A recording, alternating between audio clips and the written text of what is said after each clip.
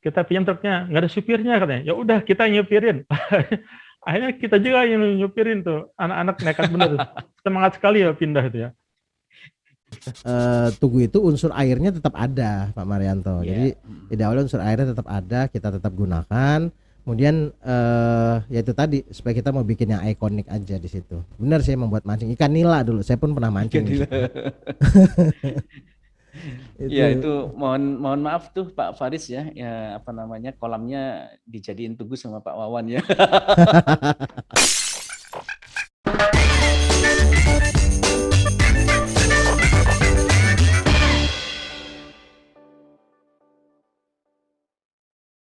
Yo, kita kembali lagi bersama siniar kesayangan kita semua.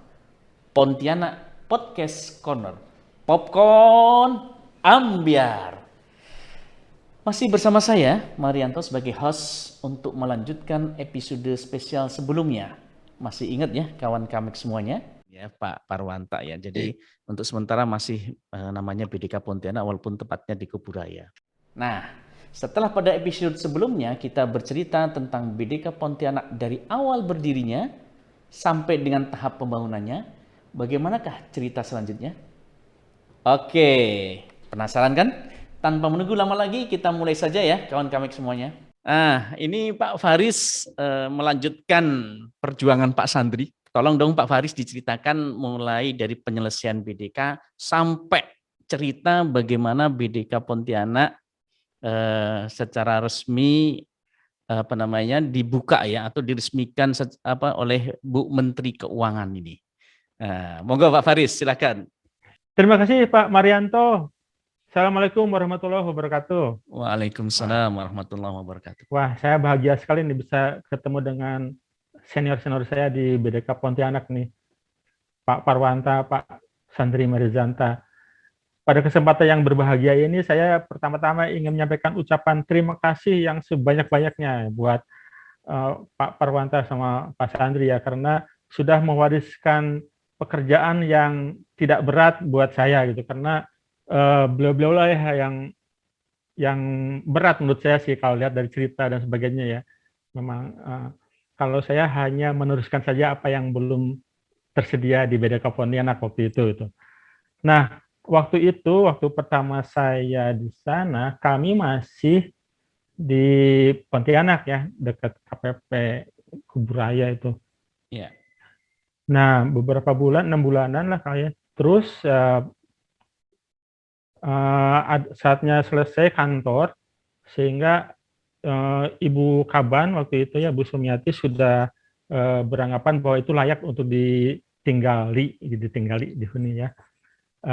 Akhirnya kami melihat kondisi yang sudah memungkinkan, memastikan dulu listriknya ada belum, airnya ada belum gitu ya, karena seperti kita ketahui kalau di Pontianak itu bermasalah dengan air apa istilahnya, air tanah yang bukan yang dalam ya, yang pendek. Jadi kalau pertama hari kita bening, tapi beberapa menit kemudian jadi kuning gitu kan, sehingga barang-barang pun jadi rusak gitu. Nah, kami tidak mau barang-barang yang sudah bagus dibuat oleh Pak Sandri baru dipakai sebentar sudah berubah warna itu. Nah, akhirnya kami memastikan dulu sebelum pindah airnya sudah oke, belum. Kemudian listrik.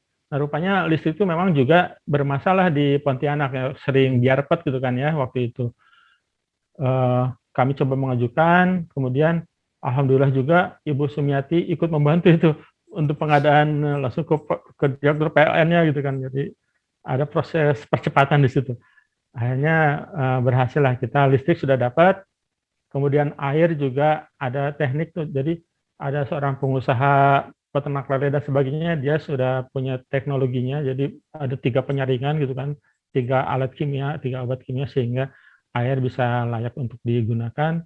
Akhirnya kita segera buat itu penyaringan air dan bisa berjalan. Ya udah clear sama nih, listrik ada, air ada, udah jalan gitu. Akhirnya kita pindah. Nah, mengingat waktu itu listrik belum jelas, kemudian juga nggak ada kepastian gitu ya udah belum jelas listriknya, nggak ada kapasitas, sehingga anggarannya kan belum dibuat gitu, belum dibuat secara maksimal buat pindah ini berapa biayanya, sehingga kita bergerak supaya listrik dapat aja gitu. Jadi buat biaya pindahan kita nggak ada itu.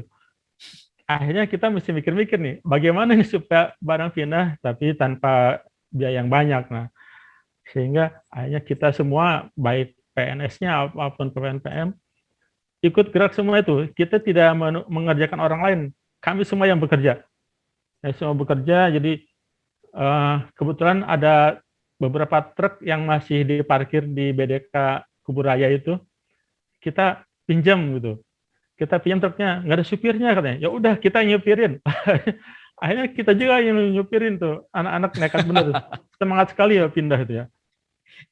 Jadi doang kita nyupir. pinjam truk ya Pak Faris ya? Pinjam jadi truk yang yang nyupirin gratis siapa gitu. Pak? Pak Faris yang nyupirin? Enggak. Oh, enggak. Saya belum berani. Oh, iya. Pak Abu dulu itu yang nyupir dan teman-teman ya, pokoknya. Akhirnya selesai gitu lah. Jadi gitu. Nah, kemudian ada beberapa yang harus dipertimbangkan juga waktu pindah dari kantor lama itu. Ada beberapa barang yang menurut kita sudah tidak pas lagi dibawa ke itu gitu. Bagaimana caranya? Nah, akhirnya kami salutnya adalah kalau di daerah itu kerjasama dengan keluarga Kementerian Keuangan yang lain itu erat sekali gitu ya. Jadi alhamdulillah ya. Jadi karena itu bekas Karikpa, kalau saya Pak Parwanta ya, bekas Karikpa, jadi masih punya pajak. Jadi kita koordinasi dengan Kanwil Pak Muslimin waktu itu bagian umumnya. Ini bagaimana nih gitu? Boleh nggak ada barang yang ditinggal? Terus rencananya kan oleh Kanwil itu mau dijadikan arsip tuh, daerah tempat arsip. Wah cocok nih, saya bilang. Saya punya lemari arsip nih yang 2 meteran, itu ada 2 atau 3. Kan kalau kita bawa, pertama berat ya, ngangkatnya agak susah. Yang kedua juga mungkin peruntukan sudah tidak pas kalau dibawa ke balai yang baru, sehingga kita mengacu ke PMK 83 tahun 2016 kan akhirnya untuk bisa menghibahkan. Nah, karena sesama kementerian kali mereka dengan senang hati tidak menyusahkan kita, ya oke lah gitu, langsung oke aja. Hanya tidak ada masalah itu dalam peralihan aset juga itu. Kita Pak Faris, ya. Waktu itu gedung itu pengadaannya termasuk ini ya, termasuk meblernya ya? Ya betul, termasuk mebeler Pak. Oh baik, berarti bisa langsung ini ya, bisa langsung ditempatin ya berarti ya? Ya, kan di BDK lama juga kan kita ada 2 kelas yang sudah tersedia itunya mebelernya. Untuk mebeler itu ya kelas. Masalah selesai untuk kelas. Nah, tinggal untuk kantor juga sudah ada pengadaan. Jadi saya tidak terlalu direpotkan. Oh, baik. Mahasiswanya juga berarti pindah juga ya, Pak Faris ya? Nah, itu masih pindah.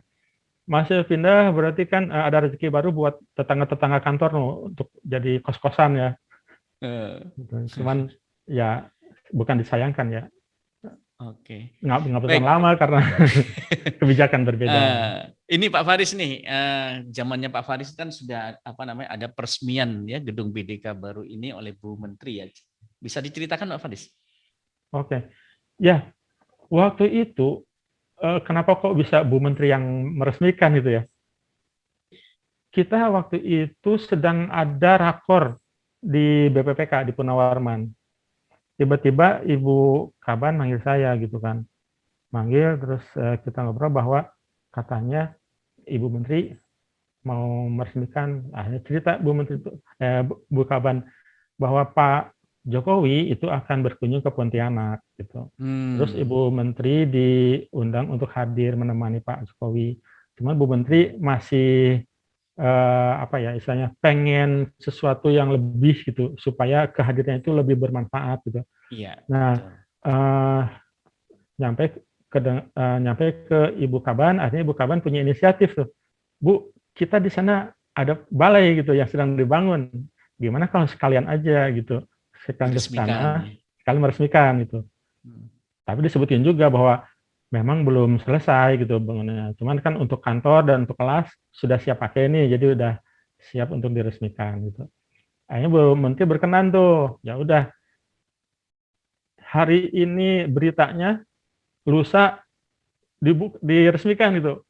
Akhirnya kan kita kalau gabut, yang namanya juga proyek ya pasti banyak barang-barang sebagainya lah di barang-barang bekas atau kayu yang hancur atau apa gitu, karena masih dalam proses. Akhirnya kembali karena efisiensi kita punya tenaga banyak, ya udah kita manfaatin tenaga aja, tenaga pegawai dan Gotong tenaga royong lagi Pak ya. mahasiswa ya kita kerahkan Oh, tuh mahasiswa. beres juga gitu. Mahasiswa gotong royong juga ya, Ya, dikerahkan juga ya. iya. Oke, baik. Nah, masalahnya juga saya kan lagi tidak ada di sana tuh. Bagaimana ini menggerakkannya gitu ya. Akhirnya udah by phone aja gitu. Sementara saya belum nyampe, harus sudah mulai bergerak gitu. Untungnya teman-teman dengan sigap gitu udah, ya saya hanya bikin checklist saja. Ini sampai ada puluhan action yang harus dilakukan di sana gitu ya. Dan begitu saya cek di sana udah ada semua, alhamdulillahnya gitu. Termasuk saya minta bantuan Pak Denny waktu itu untuk mengirimkan penari dari stan gitu, karena biar ada tari-tariannya sedikit lah hiburannya gitu ya. Nah, saya itu ada kenal aja waktu ke sana. Jadi harusnya saya berangkat malam. Saya sudah sampai bandara, saya tinggal sholat dulu gitu. Ternyata begitu selesai sholat, pesawat sudah ditutup, nggak boleh ada lagi penumpang masuk. Waduh. Nah itu kelemahan bandara yang baru. Kalau dulu bandara yang lama, ada pengumuman tuh masih jelas itu terdengar. Untuk yang baru waktu itu belum bagus soundnya, jadi saya kelewatan. Padahal saya udah buru-buru juga sih. Ya akhirnya ya benar-benar saya pasrah sama teman-teman yang di balai waktu itu untuk mengerjakan segala sesuatunya gitu kan. Pagi-pagi baru berangkat ke sana. Tinggal menyempurnakan yang belum lah, misalkan bunga buat digunting gitu ya, gunting pita ya yang minimal, minor aja yang minor. Ya alhamdulillah akhirnya Bu Menteri datang malam-malam gitu ya. Kemudian kembali kita mengagumi kinerja perwakilan kita di sana. Kita tidak dilepas sendirian aja nih untuk menghadapi Bu Menteri gitu ya, untuk segalanya. Jadi perwakilan juga ikut rapat, ikut memikirkan apa yang diperlukan dalam pelaksanaan itu pembukaan. Jadi untuk Kanwil DJBC misalkan dia udah menghandle untuk konsumsi, udah nggak usah khawatir, konsumsi beres, nggak usah dipikirin gitu ya. Terus pelayanan juga bagus ya, jadi artinya tidak, kalau kami mungkin tidak mikir sampai sejauh itu gitu ya, ada step-step apa langkah-langkah untuk memberikan konsumsinya apa aja. Ya udah bagus Alhamdulillah. lah gitu. Alhamdulillah peresmiannya lancar ya Pak Faris. Lancar, alhamdulillah. Alhamdulillah. Dan ada juga itu apa namanya pesan dari Bu Menteri itu. Ini nanti kita akan tunjukkan juga kepada kawan kamik semua ya, bagaimana pesan Bu Menteri, tulisan tangan Bu Menteri dan tanda tangan beliau, pesan untuk kita ya, BDK Pontianak. Nanti bisa kita lihat di apa namanya di tayangan.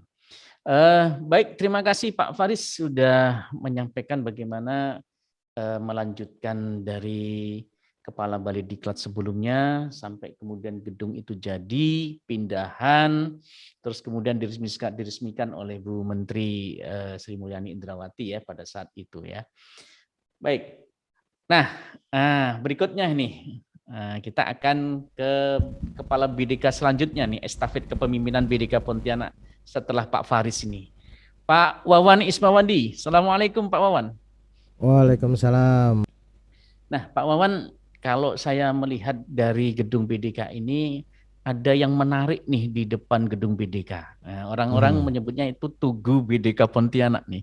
Nah, kira-kira nih Pak Wawan, ide ini muncul, kemudian bagaimana prosesnya dan seterusnya, termasuk mungkin ada beberapa hal yang mungkin mau disampaikan oleh Pak Wawan ya terkait dengan penataan BDK Pontianak. Silakan Pak Wawan Ismawandi, saya berikan. Ya, terima kasih Pak Marianto. Jadi ini kalau tadi Pak Marianto bilang Pak Faris perjuangan gitu ya. Ini kan ya perjuangan harus tetap jalan terus gitu. Cuma beda Betul sekali. format, beda bentuknya gitu. Pada saat Pak Parwanta perjuangannya seperti apa, kemudian Pak Sandri, Pak Faris, dan pada saat saya di sana lokasinya memang sudah semuanya pindah ke lokasi yang saat ini di Kuburaya. Nah, jadi perjuangannya adalah gimana supaya lokasi yang saat ini itu dikenal juga gitu. Dan bagaimana menajamkan kembali fungsi BDK Pontianak gitu ya, fungsi Balai Diklat. Sehingga wah, kalau terkait dengan Tugu nih, itu kan kita mau bikin sebuah ikonik gitu. Ikonik di BDK itu seperti apa sih gitu. Kemudian yang pertama, walaupun ini kan namanya Balai Diklat Keuangan di daerah, kita mau memasukkan unsur budaya nih di dalam kantor pemerintahan. Kalau kita lihat ke seberangnya di kantor bupati, wah banyak nih sentuhan-sentuhan budaya di sana gitu ya, bentuk bangunannya dan lain-lain. Walaupun di kita juga bentuk bangunannya juga sama. Nah, di sana kan ada Tugu Katulistiwa ya di Pontianak tuh, Ya, Kalimantan Barat. betul. Nah, itu yang mau kita hadirkan ke BDK karena itu ikonik banget Tugu Katulistiwa. Kan cuma ada di Pontianak di se-Indonesia gitu. Jadi kita buat miniaturnya, kemudian kita letakkan di depan dan di pinggir jalan supaya terlihat gitu. Supaya ini bahwa ada unsur budayanya di kantor pemerintahan dan kita cari ikonik yang paling pas itu gitu. Kemudian kalau pengalaman misalnya ikut pelatihan di tempat lain gitu ya. Kemudian ada aja begitu waktu-waktu senggang terus pada foto-foto kan gitu ya. Cari dokumentasi, masa nggak ada kenang-kenangannya sih kita ikut diklat di satu tempat gitu. Nah, waktu belum ada Tugu itu saya lihat nih, kalau foto depan kelas kayaknya banyak tempat punya kelas gitu, sama aja gitu kan. Kalau foto depan gedung kantor, depan pintu masuk sama aja. Kantor-kantor juga punya pintu masuk kan gitu ya. Foto depan kantin apalagi banyak banget gitu. Foto depan apalagi di parkiran nggak ada jelas ini di mana gitu. Wah, kita butuh nih buat sesuatu oleh-oleh peserta kalau ada pelatihan atau kalau ada tamu datang ke situ. Kita itu menjadi tempat spot foto yang kira-kira bisa buat foto sendirian, foto grup, makanya tempatnya agak luas. Kemudian sekaligus ada ikoniknya itu supaya tahu ini foto di Tugu Katulistiwa yang ada di BDK Pontianak karena ada tulisannya juga. Kemudian ada ukiran-ukirannya juga kan yang menandakan bahwa ukiran-ukiran seperti yang ada di sini di rompi saya pakai ini. Iya. Gitu Pak Marianto.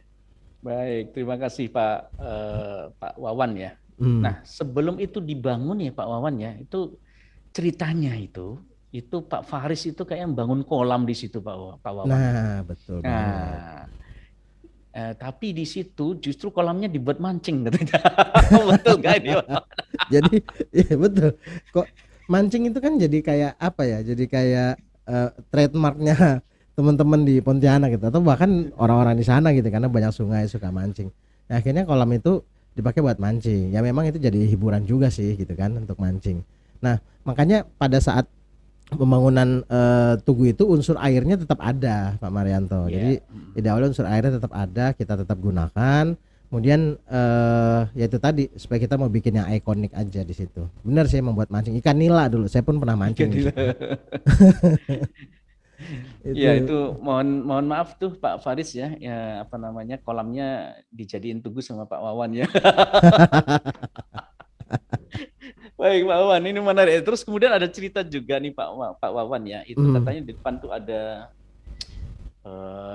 papan reklame atau seperti apa gitu ya yang merusak pemandangan dan seterusnya. Iya betul. Jadi persis di depan pagar gitu ya, di luar pagar banget gitu ya, ada tiang besi reklame lumayan gede gitu, gede. Terus dan itu nggak ada iklannya, maksudnya nggak ada tulisannya gitu. Terus kita lihat besinya, ya mungkin karena usia si tiang itu sendiri ya, kita ngeri aja. Pertama kalau pemandangan kita nanti udah punya Tugu nih udah bagus gitu. Kemudian kalau pemandangan dari luar kok ada tiang besi yang warnanya agak coklat gitu karena termakan usia. Kemudian kita koordinasi lah, kita ngomong ke teman-teman karena ini kan pasti kalau iklan kan ada pendapatan untuk daerahnya gitu ya.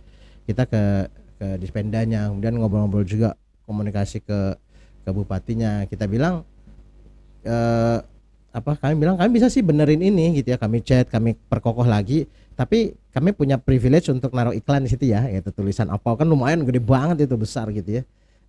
Atau kalau nggak dibongkar aja sekalian gitu, supaya karena ini cukup beresiko sih, kita memitigasi aja kalau ini didiamkan nanti hujan, angin dan lain dia rubuh malah resikonya lebih tinggi. Jadi kami bersedia benerin asal kami kasih privilege buat narok sesuatu di sana gitu, untuk misalkan selamat datang di BDK Pontianak atau apa, itu lumayan banget besar gitu. Tapi ya akhirnya itu dengan pendekatan teman-teman di Kabupaten Buraya akhirnya merapikan itu, diangkat gitu ya.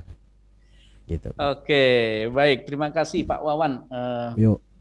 Bapak mantan Kepala Bali Diklat dan kawan kami semuanya tadi berempat tadi sudah menyampaikan bagaimana perjuangan ya Bapak-bapak sekalian mantan pimpinan di BDK Pontianak, mulai dari awal Pak Parwanta sampai dengan ke Pak Wawan Ismawandi, semuanya sudah memberikan legacy ya terhadap BDK Pontianak. Nah, terakhir Bapak Ibu sekalian, ini pertanyaan buat berempat ini ya. Pertanyaan buat berempat ini. Di dalam memori Bapak Ibu sekalian nih pasti ada sesuatu yang sangat berkesan yang bisa diceritakan ya ketika menjabat sebagai Kepala Bali Diklat Keuangan Pontianak. Baik, saya mulai dari Pak Parwanta nih. Ada nggak memori atau kenangan gitu yang bisa diceritakan ya di ketika selama menjabat sebagai Kepala BDK Pontianak? Silahkan Pak Parwanta. Terima kasih Pak Mar atas waktunya. Jadi gambar perencanaan itu saya setting adalah 75 cm waktu itu Pak ya, dengan besaran rupiah yang sudah ada. Tingginya dari sepadan jalan itu ketinggiannya adalah 75 cm. Jadi waktu Pak Kepala Badan waktu itu dijabat oleh Pak Kamil Soeb, beliau menyampaikan, Pak Paranto jangan 75 cm, harus lebih tinggi, yaitu harus 1,5 meter dari ketinggian jalan existing waktu itu. Tujuannya apa?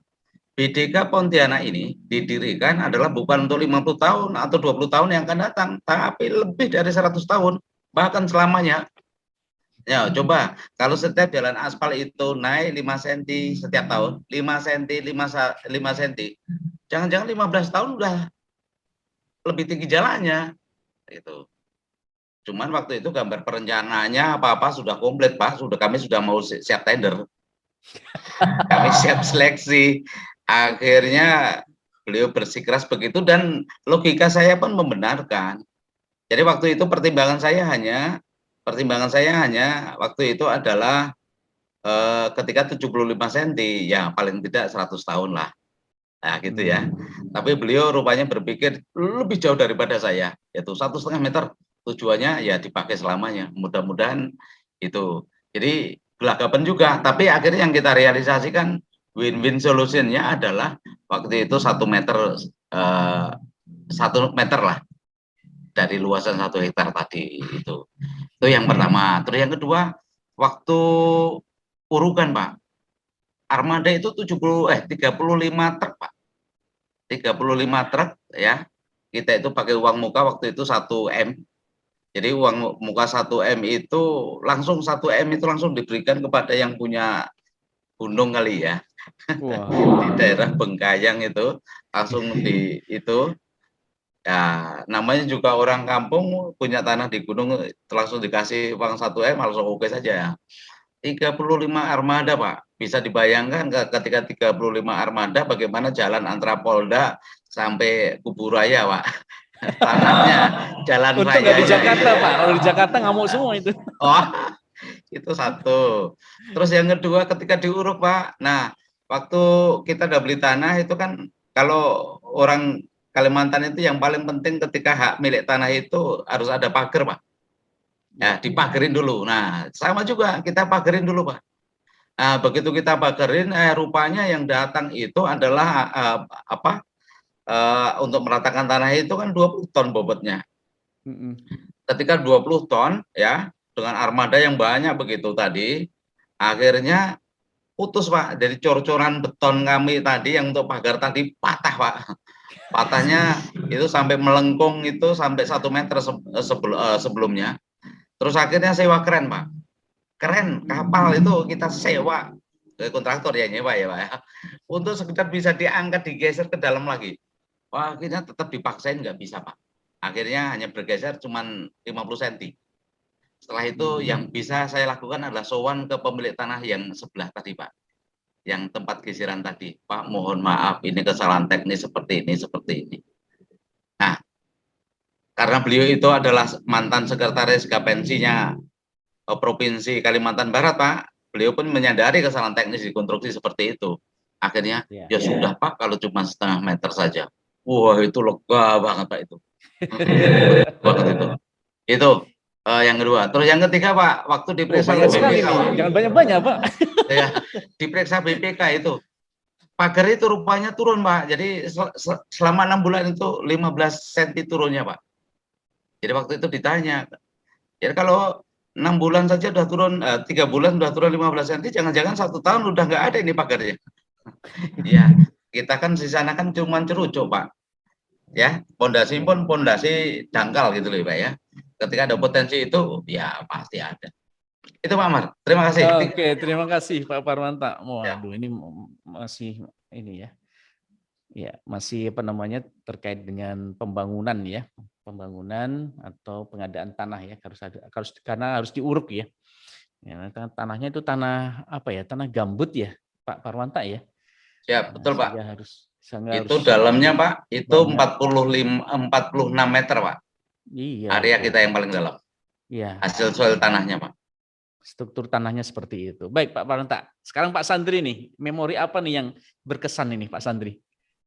Ya, banyak banget sih, walaupun cuma 2 tahun ya. Waduh. Panjang nih ceritanya nih. Ada 3 hal sebenarnya ya, yang berkesan dari eksternalnya Kemenkyu, kemudian internal Kemenkyu, sama internal BDK.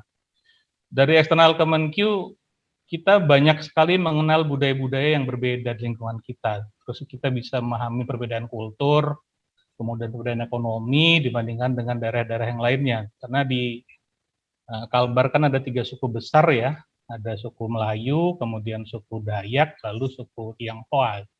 Nah, di situ kita bisa mengenal banyak sekali kultur budaya dan ekonomi. Pernah sekali saya baru tersadar di situ bahwa ternyata orang Tionghoa itu ada yang miskin juga. Karena selama ini saya tahunya kalau orang Tionghoa tuh kaya-kaya itu. Nah, karena kebetulan waktu itu sedang ada pembagian BLT, ada orang datang ke kantor kita nanya, Pak ngambil BLT di mana ya? Kantor pos kan di sebelah. Oh di sebelah kantor pos. Akhirnya saya di situ tahu bahwa ternyata orang Tionghoa ada yang kurang mampu juga. Saya pikir kaya-kaya semua. Nah terus kita bisa menjalin hubungan yang lebih luas ya, dengan unit-unit luar Kemenkyu, dengan Pemda, dengan TNI, karena ada kegiatan-kegiatan diklat ya. Dengan Pemda juga sama dengan Pak Parwanta, saya pernah diundang sampai ke Bengkayang untuk mengajar pengadaan barang dan jasa, dan itu kan kenangan yang menurut saya menarik. Kemudian dari sisi internal Kemenkyu, mungkin Pak Faris tadi juga sudah cerita bahwa kita sangat menyatu dengan unit-unit Kemenkyu. Kalau menurut saya Kemenkyu 1 itu sudah ada dari dulu, tapi di daerah, di pusatnya aja yang nggak nyatu-nyatu. Kalau di daerah kita dari dulu Kemenkyu 1. Karena setiap bulan kita dapat teman rutin, kalau ada kegiatan-kegiatan kita saling membantu, saling mendukung, sehingga kita benar-benar di sana merasa sebagai Kemenkyu. Nah, itu yang Kemenkyu 1 menurut saya sudah ada sejak lama di daerah. Kemudian terkait diklat yang sangat berkesan, kami sempat membuat satu program baru bersama Pusat Keuangan Umum, itu program bahasa Mandarin, yang di tempat lain nggak ada itu. Karena dulu kebetulan ada kebutuhan dari teman-teman Bea Cukai dan Pajak terkait dengan kekurangan kompetensi terkait bahasa Mandarin ini, karena di sana pedagangan dan lain-lain banyak menggunakan bahasa-bahasa tulisan-tulisan Mandarin ya, dan bahasa Kek yang banyak digunakan di sana, sehingga bahasa Mandarin juga bahasa Kek yang banyak dipelajari waktu itu di pelajaran bahasa Mandarinnya. Kemudian untuk internal BDK-nya sendiri, ini luar biasa, kami bisa setiap minggu mancing gitu ya, sampai ke Singkawang sana. Kemudian setiap mancing kami pasti bakar rame-rame hari Seninnya gitu ya, makan-makan bersama di kantor, sampai dulu pada saat Bu Sum datang ke sana, itu beliau juga bilang, wah enakan ini sih makannya daripada makan di restoran gitu. Karena kami kebetulan sebelum Bu Sum datang kami mancing, kemudian hasil pancingannya kami makan sama-sama gitu. Kemudian kekeluargaan teman-teman di BDK dulu sangat erat. Saya ingat dulu kalau bulan Ramadan, dulu kan jam 4 ya, jam 4 sudah pulang, setelah jam pulang saya biasanya ke sebelah tuh ke koperasi, masak di situ, kemudian buka puasanya kami bersama-sama dari hasil makan masakan yang kita masak sendiri. Nah itu yang menarik. Kemudian dari sisi ikan tentunya sebagai orang Sumatera yang suka ikan, banyak ikan-ikan yang di Sumatera sekalipun saya nggak ketemu, ya, ikan baung dan lain-lain nggak ketemu, dalam arti gini, kalau saya di Lampung misalnya, saya nyari ikan baung yang besarnya 2 kilo itu susah, paling 1 kiloan. Tapi di Pontianak kalau saya mau nyari ikan baung, itu nyari yang di bawah 3 kilo itu susah. Saya kadang-kadang kalau pulang itu minta tolong sama Opik, ditemani Opik belanja di situ, kadang-kadang 1 juta cuman beli ikan itu, karena harganya kan sekitar 90 ribuan. Karena jenisnya banyak dan saya susah ketemunya, akhirnya saya beli aja semua. Nah, itu sih kenangan-kenangan yang menurut saya sulit saya lupakan di Pontianak. Makasih Pak Marianto. Terima kasih Pak Sandri. Ini yang kenangan mancing itu saya yakin itu pasti nggak akan pernah terlupakan. Apalagi mancingnya di tengah laut ya, yang kelenteng itu Pak ya. Sudah pernah ke sana Pak ya? Itu kalau lagi nggak ada duit kita ke kelenteng itu, karena gratis di sana. Tidur di sana Pak, kemah-kemahan di sana Pak ya. Ya. Saya lihat saja Pak dari jauh Pak, tapi saya belum berani ke sana Pak. Baik, terima kasih. Ini Pak Faris, monggo Pak Faris, memori apa nih yang berkesan selama menjabat Kepala BDK Pak Faris? Oke, terima kasih. Wah, sudah diborong sama Pak Sandri dan Pak Parwan tadi. Yang tersisa ada satu lagi kali. Benar tuh barusan Pak Sandri tuh, mancing di kelenteng. Saya pertama datang ke sana langsung sama Pak Ega dan teman-teman diajak ke kelenteng tengah malam. Ini kan tempat bakar orang, saya mendengar pakai mati kan ngeri juga. Tempat kremasi, hangat dong Pak di sana Pak. Kenapa? Hangat. Oh iya, iya cuman gitu aja ngeri aja. Ngeri ya. Di tengah sungai tempat bakar orang gitu, kita kok malah nyari ini hiburan di situ. Ya oke, itu yang pertama ya. Yang kedua mungkin yang belum disampaikan tadi. Kementerian 1 sudah tinggal ini bagian saya di beberapa pusdiklat gitu ya pengalaman belum menemukan yang terjadi di BDK Pontianak nih, karena mungkin juga saya karena di Pontianak tinggal di situ juga sehingga merasa kebersamaan kata Pak Sandri bilang tadi gitu ya. Nah di samping masak ada satu lagi nih Pak Sandri. Ya nyanyi-nyanyi bareng tuh habis malam-malam gitu kan sampai jam 10 itu baru capek baru kita pulang atau tidur gitu. Itu mungkin yang sangat berkesan ya karena nggak ada batasan itu antara semua orang tuh mau PNS mau PNPM gitu nyanyi bareng-bareng gitu gantian siapa yang suka lagu ini nyanyi gitu aja pokoknya. Nah entah sekarang Pak masih berjalan nggak tuh karena memang gedungnya udah berbeda. Terutama waktu di kantor lama gitu yang ruangannya kecil jadi kita gabung terus. Itu yang berkesan ya bisa nyanyi bareng. Kalau di kantor lain saya belum ngalamin lagi itu selain yang di sana. Kebersamaannya Pak ya. Iya.